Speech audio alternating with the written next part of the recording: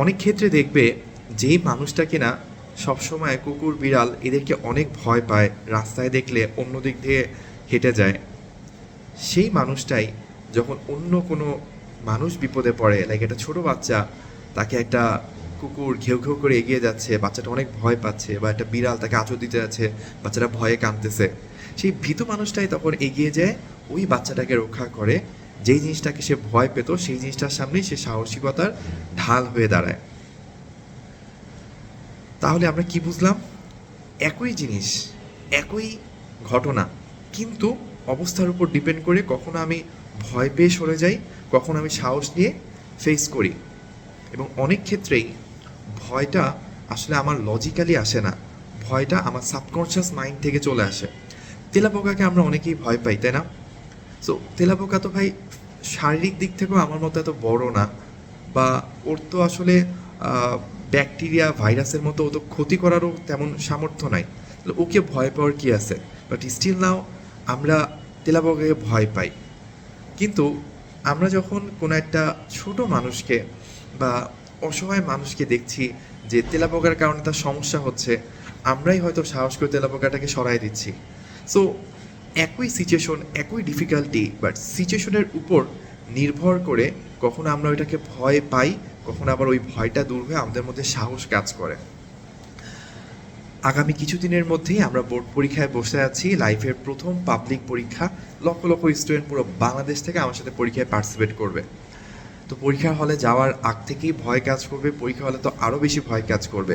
So কি এমন করা যায় যাতে ওই যে ওই মানুষটা ছোট বাচ্চাকে দেখে, বিপদে দেখে যেমন ভয় না পেয়ে এগিয়ে গেল, আমার মধ্যে যদি পরীক্ষা নামক এই জিনিসটার প্রতি পরীক্ষার দিন ভয় না কাজ করে সাহস কাজ করতো, এটি কি আদৌ করা সম্ভব?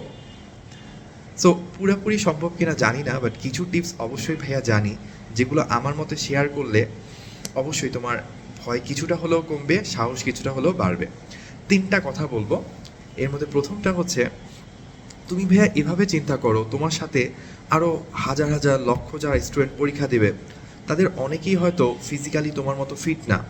অনেকেরই হয়তো এমন আছে যার একটা হাত নাই, বা একটা পা নাই, বা তার চোখে দেখতে অনেক সমস্যা হয়, বা ওই দিন সে অনেক পরিমাণ অসুস্থ, তার অনেক পেট ব্যথা, বা তার 103-4 ডিগ্রি জ্বর, ওই শরীর নিয়ে সে পরীক্ষা দিয়ে যাচ্ছে। তো তুমিও যদি ওই শরীর অবস্থায় থাকতো, তোমার যদি ওই কন্ডিশন থাকতো, তারপর তো তুমি পরীক্ষা দিয়ে যেতে। তার তুলনায় তুমি কত বেশি ফিট আসো, এত বেশি ফিট আসো। সো অবভিয়াসলি এটা একটা বেসিক্স, এটা তোমার পাওয়ার, একটা পজিটিভ জিনিস। এই পজিটিভ জিনিসটার দিকে চিন্তা করো, দেখবে তোমার মধ্যে ভয়টা একটু হলেও কমবে। 2 নাম্বার টিপস, এই লাস্ট 2 বছরের পড়াশোনায় নিশ্চয়ই নিশ্চয়ই তোমার লাইফে এমন কিছু ইভেন্ট ঘটেছে যেখানে তুমি পরীক্ষায় অনেক ভালো করছো। হইতে পারে সেটা স্কুলের কোনো একটা পরীক্ষা, হইতে পারে টিউটোরিয়াল পরীক্ষা, স্কুলের ক্লাস 9-এর বার্ষিক পরীক্ষা, বা এনিথিং, বা স্কুলের টেস্ট পরীক্ষা, প্রি টেস্ট পরীক্ষা, বা মডেল টেস্ট পরীক্ষা, বা কোচিংয়ে স্যারের বাসায় পরীক্ষা, বা অনলাইনে শিক্ষক পরীক্ষা, এনিথিং।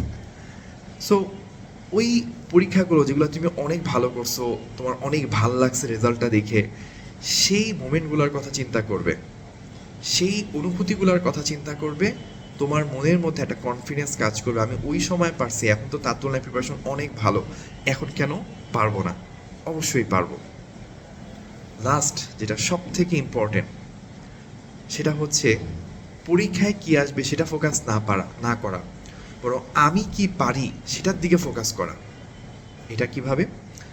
ধরো ফিজিক্স পরীক্ষা দিতে যাচ্ছ, 14টা অধ্যায় আছে, তুমি কম বেশ 14টা অধ্যায় পড়ছো। প্রশ্ন অনেক কঠিনও যদি আসে, তাও তো এই 14টা অধ্যায়ের বাইরে থেকে কিছু আসবে না, হয়তো একটু ঘুরায় আসবে। বাট তুমি চিন্তা করবে যেখান থেকেই আসুক না কেন, সেটা আমার পড়া 14টা অধ্যায় থেকেই আসতেছে। সো যদি এটা অনেক বেশি ঘুরায়, আমার একার জন্য ঘুরাচ্ছে না, বাংলাদেশের সবার জন্য ঘুরাচ্ছে। সো আমি না পারলে বাকি কেউ পারবে না, এই চিন্তা করবে।